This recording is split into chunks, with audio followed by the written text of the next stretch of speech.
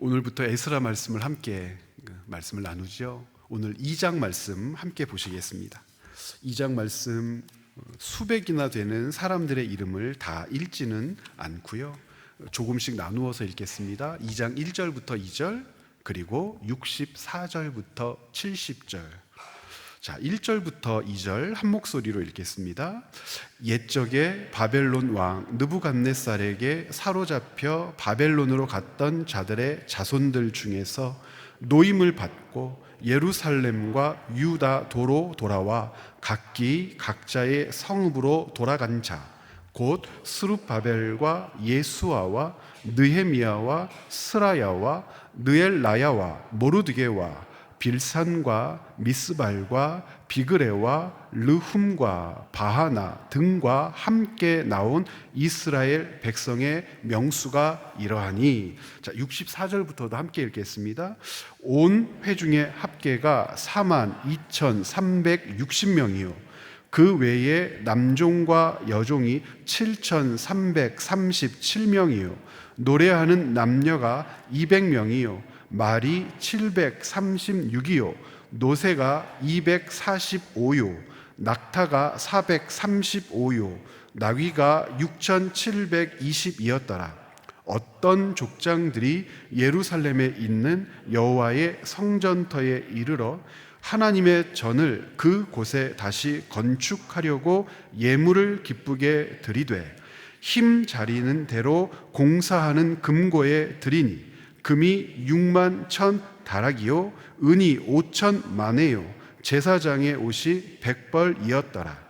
이에 제사장들과 레위 사람들과 백성 몇과 노래하는 자들과 문지기들과 느디닌 사람들이 각자의 성읍에 살았고 이스라엘 무리도 각자의 성읍에 살았더라. 아멘. 에스라서 말씀을 이해하기 위해서는 에스라 이 말씀이 언제 기록된 말씀이고 누구에게 주어진 말씀인지를 분명하게 확정하고 읽는 것이 중요합니다. 그래서 에스라서가 크게 두 부분으로 나뉘어져 있다는 것을 인식하면서 읽으셔야 됩니다. 에스라서가 총 10장으로 구성이 되어 있잖아요.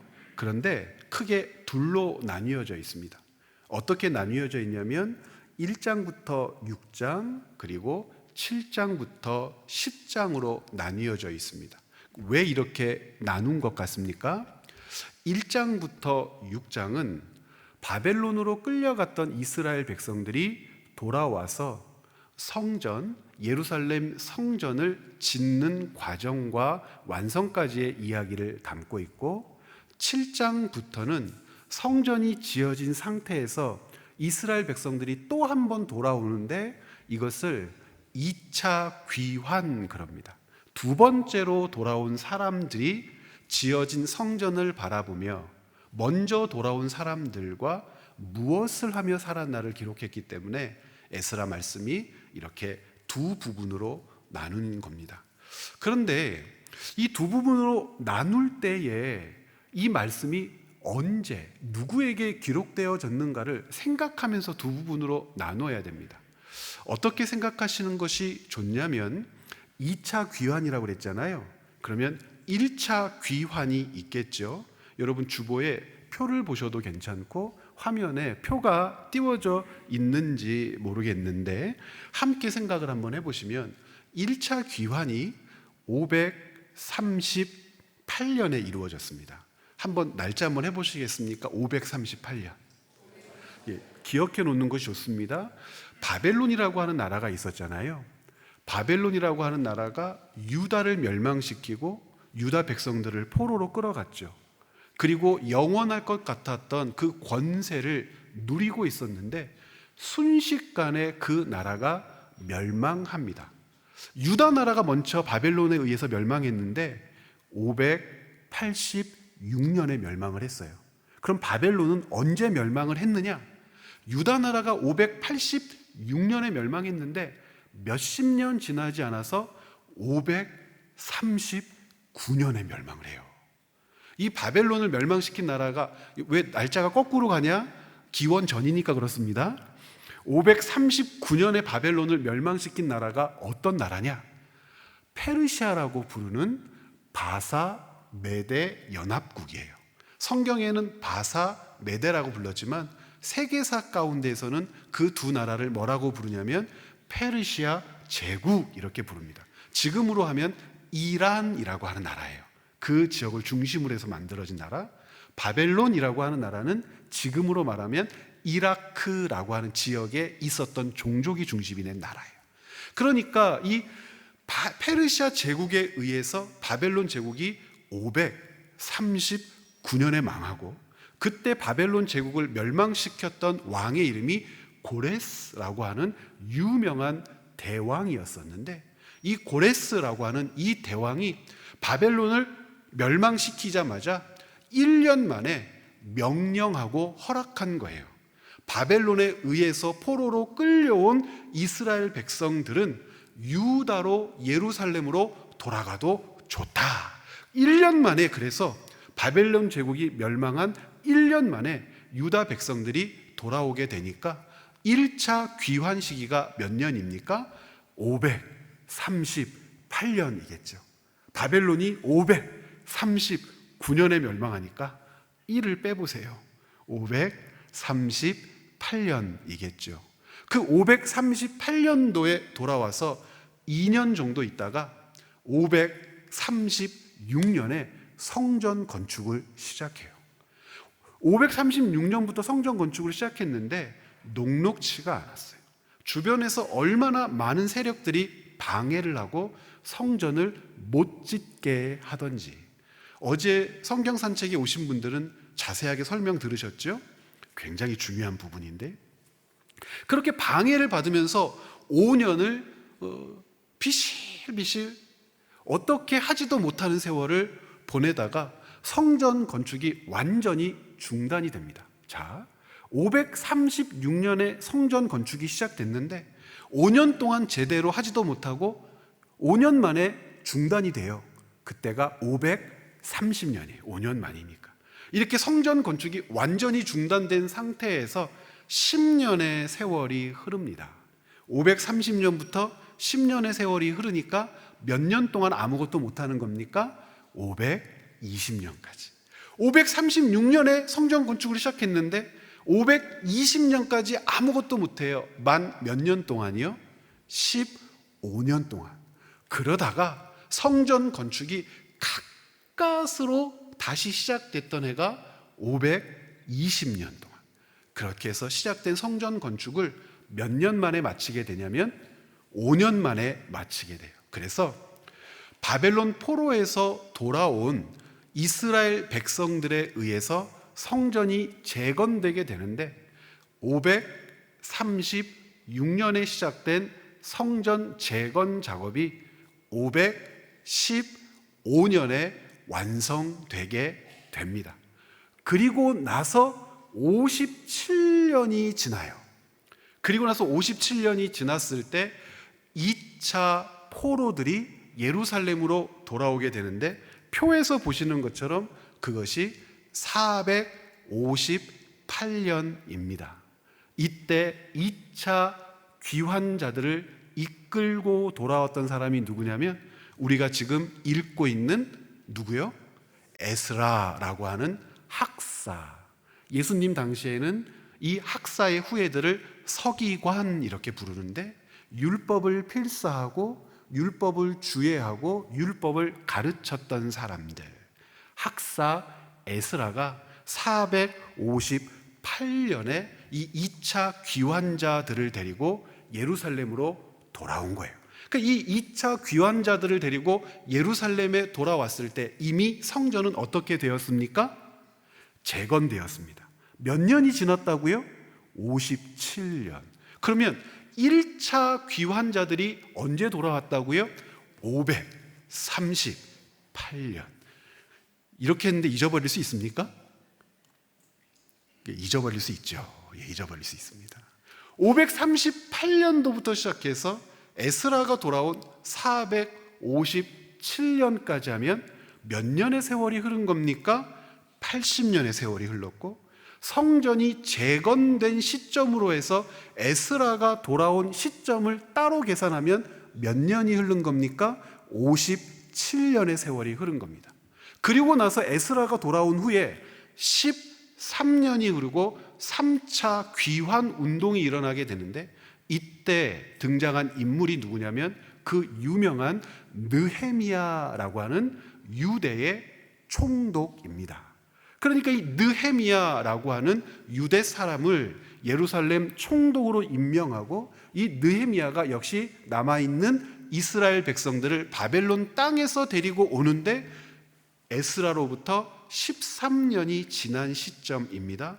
이때는 무슨 일을 했냐면 무너져버린 예루살렘 성벽을 다시 중건하는 일을 감당하게 됩니다. 그러면 느헤미야가 돌아왔을 때를 기점으로 해서 1차 포로로부터 계산하면 몇 년의 세월이 흐른 걸까요? 제가 다 계산을 하지 않았겠습니까? 93년의 세월이 흘렀고, 성전과 성벽이 완전히 다시 중건되었을 때는 이로부터 또 7, 8년의 세월이 흘러서 100년의 세월이 흐릅니다. 그러면 에스라와 느헤미야 시대를 이렇게 조망하여 본다면 어떤 시점에서 에스라라고 하는 책과 느헤미야라고 하는 책이 기록되었음을 기억해야 되냐면, 성전이 이미 건축되고 57년이 지나고 성전이 건축됐을 뿐만 아니라 성벽이 중건되고 한참이 지난 다음에, 그러니까 이스라엘 백성들이 바벨론으로 끌려갔다 다시 돌아와서 100년쯤이 되었을 때에 본격적으로 공부하며 익히며 돌아보도록 주어진 책이 에스라와 느헤미야라고 하는 책이란 말입니다.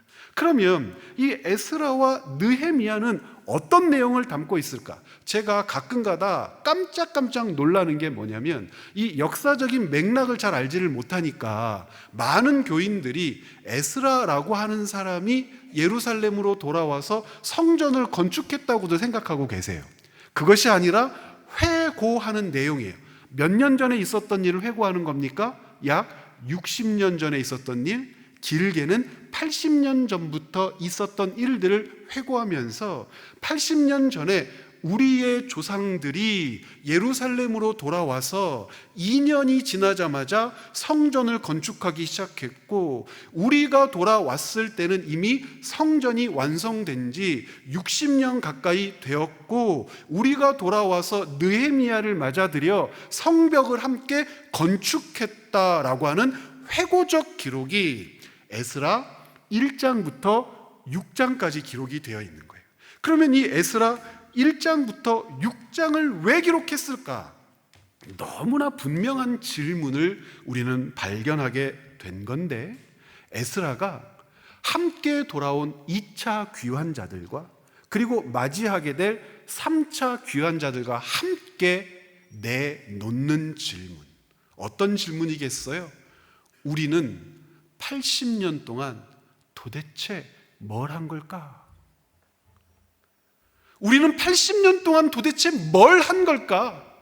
하나님의 언약의 성취로 바벨론 땅에서 예루살렘으로 돌아왔는데, 그렇게 80년의 세월이 흐르도록, 더 길게는 93년, 100년의 세월이 흐르도록 성전을 완성했고 성벽을 중건했는데, 도대체 돌아온 복귀한 이스라엘 백성들은 바벨론 포로로 끌려갔을 당시의 그 조상들과 다를 것이 하나 없는 타락한 모습으로 지금 남겨져 있다는 것이 말이 되지 않느냐는 거예요.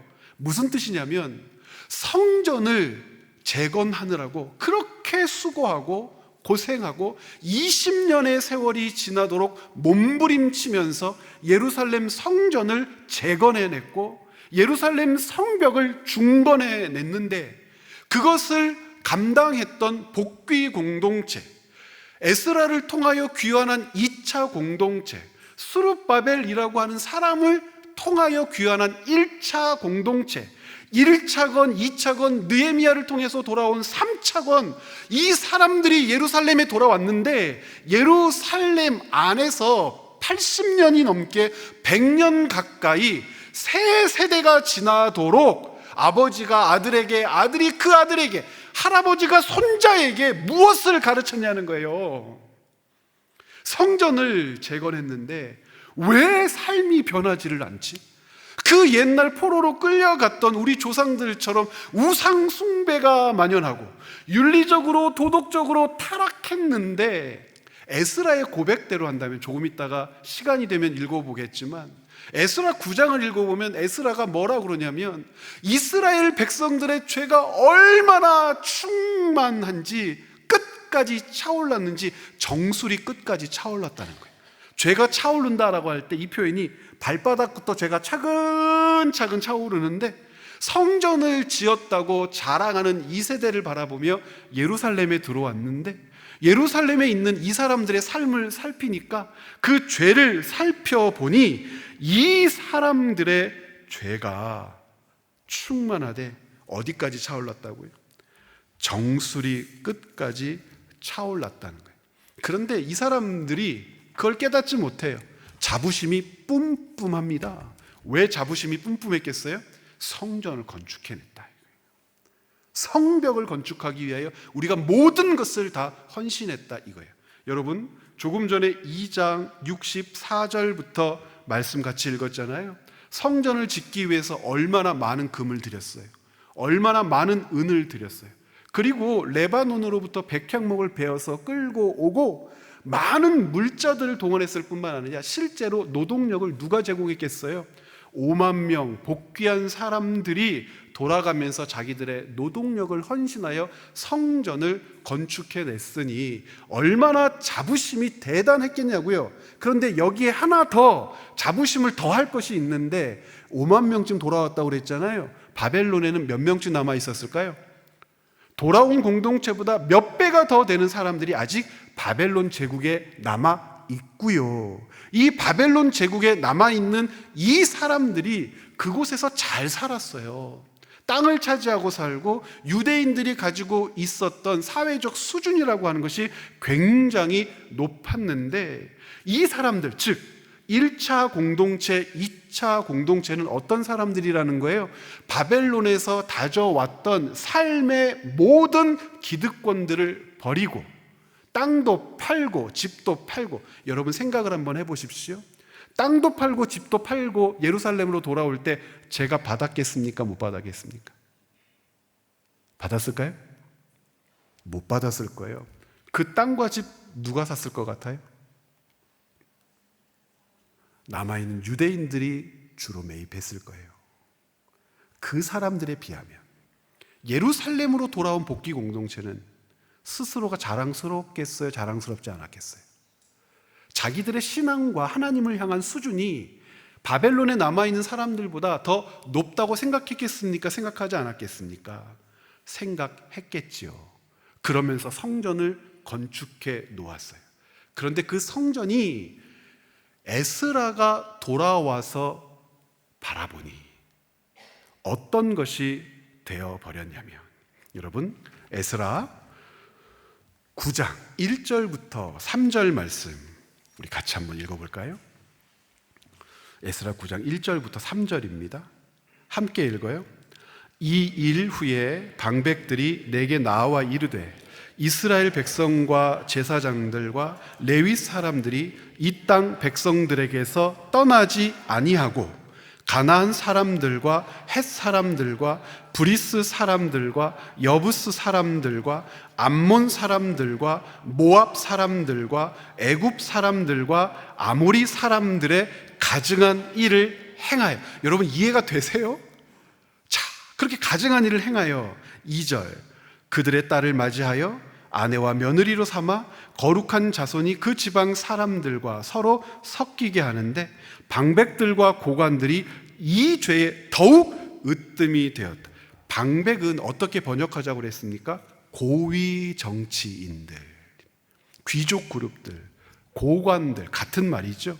이 죄에 더욱 깊이 관여했다 하고, 1절에 보면 이런 표현이 있잖아요. 이스라엘 백성과 제사장들과 레위 사람들이 이 땅 백성들에게서 떠나지 않았다. 즉 하나님으로부터 떠나 우상 숭배에 참여하고 그들의 타락한 삶을 받아들이는 그 중심에 누가 있었다고 그래요? 성전에서 제사 드리는 레위인들, 제사장들이 중심이 되어 타락을 했다는 거예요. 제사장이 중심이 되어 타락하면 어떤 일이 벌어집니까? 그 다음에 타락하는 모든 백성들에게 면죄부가 뿌려지게 되는 거예요. 제사장이 그렇게 하기 때문에 자신들의 잘못이 죄가 되지 않는, 제사장들이 그렇게 행동하기 때문에 자기도 그렇게 행동해도 되는, 제사장들이 고리대금업을 하면 우리가 고리대금해도 업해도 괜찮고, 제사장들이 하나님 앞에 예배를 불손하게 드려도 괜찮은 것이 우리에게도 그 면죄부를 발급해 주는 것이라고 받아들이게 되니까 고위 관료들과 백성들의 지도자와 종교 지도자들의 타락은 백성들의 타락을 가속화시키되 백성들이 자기들이 지은 죄를 죄로 인정하지 못하게 하는, 죄를 죄로 깨닫지 못하게 하는 심각한 잘못을 저지르게 된단 말이에요. 에스라가 57년 전에 건축된 성전을 57년 만에 바라보면서 백성들의 삶을 진단하되 백성들에게서 나타난 모습이 이와 같은 모습이었단 말이에요. 그래서 에스라가 9장 5절과 6절에 보면 하나님 앞에 어떻게 행동하냐면, 저녁 제사를 드릴 때에 내가 근심 중에 일어나 속옷과 겉옷을 찢은 채 무릎을 꿇고 나의 하나님 여호와를 향하여 손을 들고 말하기를, 나의 하나님이여, 내가 부끄럽고 낯이 뜨거워서 감히 나의 하나님을 향하여 얼굴을 들지 못하겠습니다. 에스라가 하나님 앞에 통곡하며 백성들 모두를 대신해서 회개하는 일을 합니다. 그럼 백성들은 왜 그랬을까요? 여러분, 게륵이란 말 아시죠? 게륵, 닭게자에다가 갈비 늑자, 닭갈비. 춘천 닭갈비는 맛있잖아요. 그런데 삼국지의 조조가 이야기한 닭갈비는 맛없는 부위인가 봐요. 먹으려고 해도 먹을 것이 없고, 씹자니 그렇고 뱉자니 그런 것. 우리 그런 걸 게륵이라고 하잖아요. 게륵. 에스라가 예루살렘에 있는 이스라엘 백성들에게서 발견한 모습, 이스라엘 백성들이 성전을 바라보며 가지고 있던 마음은 조조가 이야기했던 바로 그 게륵이에요. 성전은 이스라엘 백성들에게 게륵인 거예요. 온갖 정성을 다 쏟았는데 손해가 나요. 최선을 다해서 받들었는데 남는 게 없어. 고생은 고생대로 했는데 아무 쓸모짜게가 없는 것 같아. 성전이 지어지면 뭔가 될 것 같고, 성전에서 예배를 드리면 하나님이 뭔가를 주실 것 같고, 이렇게 힘들게 성전을 중건해 내면 자기들의 소원이 성취될 것 같은데 어떤 삶을 산다고요? 고레스라고 하는 사람 이후에 다리오가 등장하고요, 깜브세스가 등장하고요, 아하수에로가 등장하고요, 그리고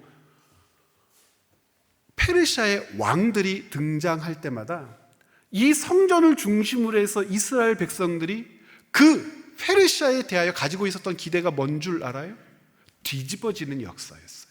페르시아가 가지고 있었던 지위를 하나님께서 고스란히 우리에게 주셔서 페르시아의 왕들을 우리에게 굴복시킬 거야 라고 하는 기대. 굴복시키기는커녕 페르시아의 왕들이 얼마나 더 힘이 셌는지 그 앞에서 머리 한번 제대로 들지 못하고요, 페르시아의 왕들이 이래라 하면 이래고 저러라 하면 저라는데요, 아무것도 할 수 없는, 세금을 부과하면 꼼짝없이 세금을 물어야 하고요, 애굽을 바라보면서 총알바지를 해라 그러면 애굽이 페르시아를 향하여 전쟁을 도발하지 못하도록 완충지대 역할을 하는데, 말이 좋아 완충지대지 총알바지예요. 총알바지. 고레스가 이스라엘 백성들을 왜 돌려보냈는데요? 애굽을 견제하기 위한 총알바지 삼은 거거든요. 그 총알바지 이하도 안 되는 그냥 하찮은 존재로 100년 가까운 세월을 보내게 되자 이스라엘 백성들에게 성전은 게륵이 된 거예요. 먹을 것도 없는, 쓸 것도 없는, 수고는 수고대로 했는데 아무것도 남는 것 없는 짜증나는 공간. 버릴 수도 없고 취할 수도 없고.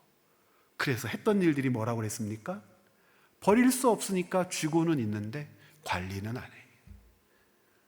섬기고자 하니 내 코가 석자라 내 것부터 챙겨.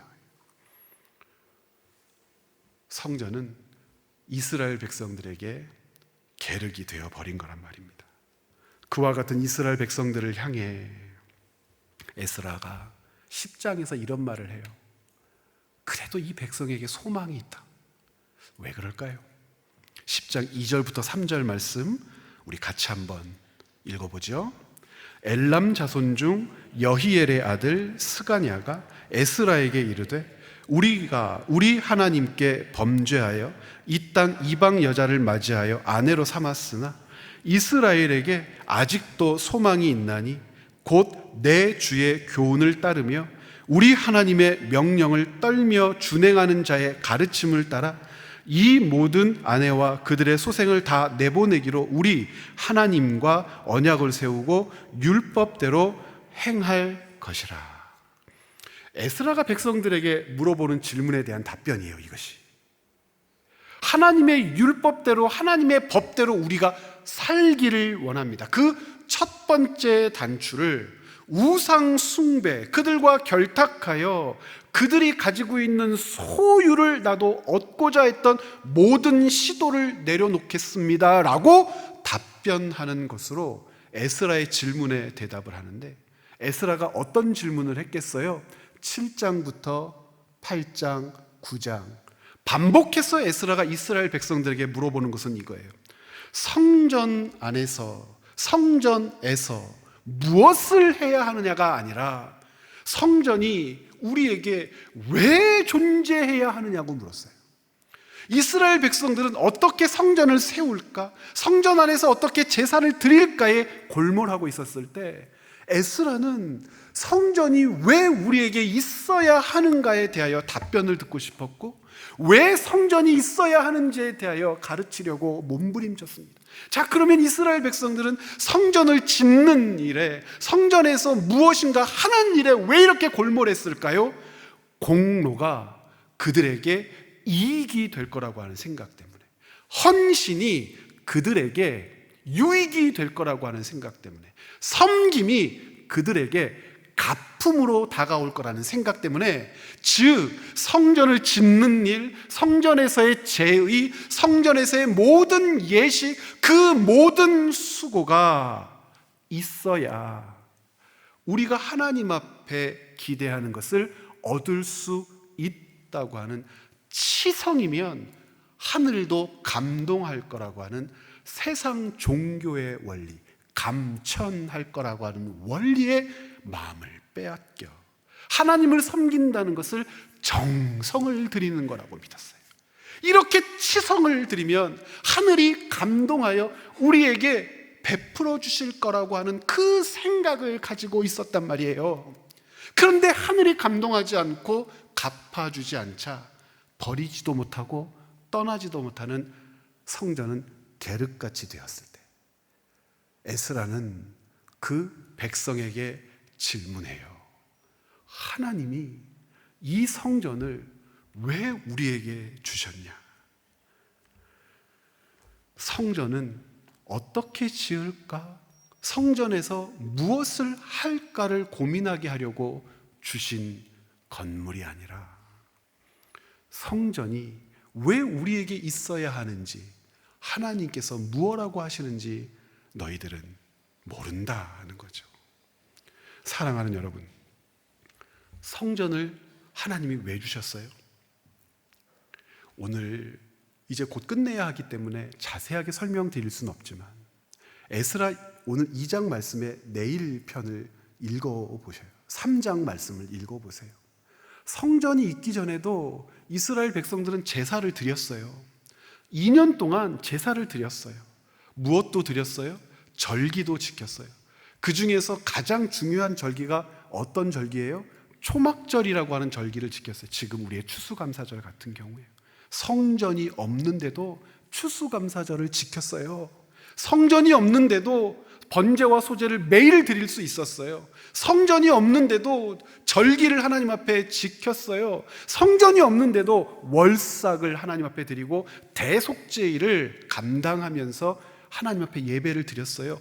성전이 없으면 못하고 성전이 있어야만 할 수 있는 일이 하나님께 드리는 예배가 아니란 말이에요. 그러면 성전은 왜 주어졌어요? 성전이라고 하는 것을 눈에 보이지 않는 하나님이 지금 나와 함께 계신다는 확증적 선물이에요. 놀랍게도 하나님은 성전을 통해서 하나님이 우리와 동행하신다는 사실을, 우리 곁에 계신다는 사실을, 우리와 함께 호흡하신다는 사실을, 우리의 일을 보고 계신다는 사실을, 우리의 일을 위하여 일하고 계신다는 사실을 백성들로 잊지 않고 누리도록 주신 건축물, 그 이상 그 이하도 아니에요. 그러면 하나님이 우리와 함께 계신다는 분명한 확증과 사실과 믿음이 있는 사람들에게 건물이라고 하는 것을 보고 하나님을 믿는다는 것은 어린아이와 같은 신앙이죠. 이스라엘 백성들은 그렇게 80년의 세월을 보내게 됩니다. 80년 동안 치성을 드렸지만 하늘로부터 그 치성에 대한 대가를 받지 못한 것에 대한 분노, 하나님에 대한 신뢰하지 못하는 태도, 하나님이 계시느냐 계시지 않느냐라고 하는 자기 안에서의 판단, 내가 원하는 것을 들어주지 않는 하나님에 대한 불만으로 80년의 세월을 보내요. 그 이스라엘 백성들에게 에스라가 묻는 거죠. 도대체 80년 동안 우리는 뭘 한 걸까? 에스라의 이 대목들을 읽으면서 섬찟할 때가 있습니다. 우리 자녀 세대들이 우리에게 묻는 질문이면 어떡하죠? 엄마, 아버지, 할머니, 할아버지, 평생을 예수님을 믿고 하나님을 섬긴다고, 우리에게 교회 가라고 닥달하고, 우리에게 기도하라고 닥달하고, 하나님이 너를 도우실 거라고 닥달하는데 엄마 아버지는 평생 동안 뭘 한 거야? 엄마 아버지가 믿는 하나님은 성경의 하나님이 맞습니까? 엄마 아버지의 논리대로라면 10분의 1을 드리면 100배를 주시는 분이고, 조금 많이 드리면 1000배를 주시는 분인데, 우리는 왜 소유하지 못하고, 우리는 왜 올라가지 못하고, 우리는 왜 기대에 미치지 못하는 것들 때문에 날마다 실망하지? 하나님은 왜 엄마 아버지의 기도에 응답하지 않으셨지? 엄마 아버지는 모태신앙이라고 들었는데 60년 동안 뭘 하신 거예요? 할아버지, 70년 동안 뭘 하신 거예요? 우리 가족은 교회를 다닌다고 했는데, 하나님을 섬긴다고 했는데, 우리는 80년 동안 뭘 한 거지? 우리 아이들에게 성전이, 즉 하나님과의 관계와 임재가 이와 같은 것이 돼버린 것은 아닙니까? 우리 다음 세대들에게, 우리 가족들에게, 우리 자손들에게 하나님은 참 불편한 고백이지만 계륵이 되어버렸으면 어떡하죠? 에이, 먹을 것도 없네. 드리는 공보다, 기대했던 마음보다 채움받을 게 없네. 하나님 섬겨도 아무것도 아니네. 에이, 이걸 버려버릴까? 그런데 아깝고, 좀 뜯어먹자니 아무것도 없는 것 같고. 80년의 세월을 지낸, 예루살렘 성전을 지은, 예루살렘 성벽을 건축해낸 이스라엘 백성들에게 에스라가 던지는 질문이, 우리 다음 세대가, 우리 자손들이 우리에게 던지는 질문이면 여러분 어떡하죠? 우리가 세운 것은 무엇입니까? 우리가 건축한 것은 무엇입니까? 에스라의 기록은 단순히 성전 재건의 역사를 전하는 데 있지 않습니다. 에스라는 예루살렘 성과 성전이 회복되는 과정을 통해서 하나님의 약속이 어떻게 현실, 삶이 될 수 있는가를 보여주는 것이 에스라 말씀의 기록 이유죠. 하나님의 말씀이 현실이 되니 어떤 일이 벌어졌습니까? 고리 대금을 끊어요. 작고 연약한 자들을 노예로 삼았던 자들이 그들에게 자유를 줘요. 탐욕을 부리고 이익을 부리며 다른 사람들의 것을 빼앗았던 사람들의 행동을 죄라고 규정하기 시작해요. 재판관들을 세워서, 판관들을 세워서 이스라엘 백성들을 다스리게 하는데, 그 재판장들이 판단을 하기 위한 전제 조건이 뭐냐면 율법을 잘 아는 자라고 되어 있어요. 율법을 잘 아는 자가 재판을 하되 백성들이 그 말을 왕의 명령처럼 받는 것이 전제가 된다고 되어 있어요. 그러면 율법은 어떤 내용이 기록되어 있습니까? 하나부터 4개는 하나님을 향하여, 5부터 10은 이웃을 향하여 되어진 율법이라면, 에스라가 전한 하나님의 말씀이 현실이 된다는 것은 성전 안에서 제사를 드린다는 것이 아니라 성전 밖에서 하나님의 백성다웁게 산다는 거예요. 하나님의 백성다웁게 산다는 것이 11조를 드려서 100배를 받는 축복보다 더 간절해야 하나님의 백성이라는 거예요. 하나님의 백성답게 사는 것이 내 소원을 성취하기 위하여 성전에서 소원 제물을 드리는 것보다 더 가치 있는 일이라고 믿는다는 거예요.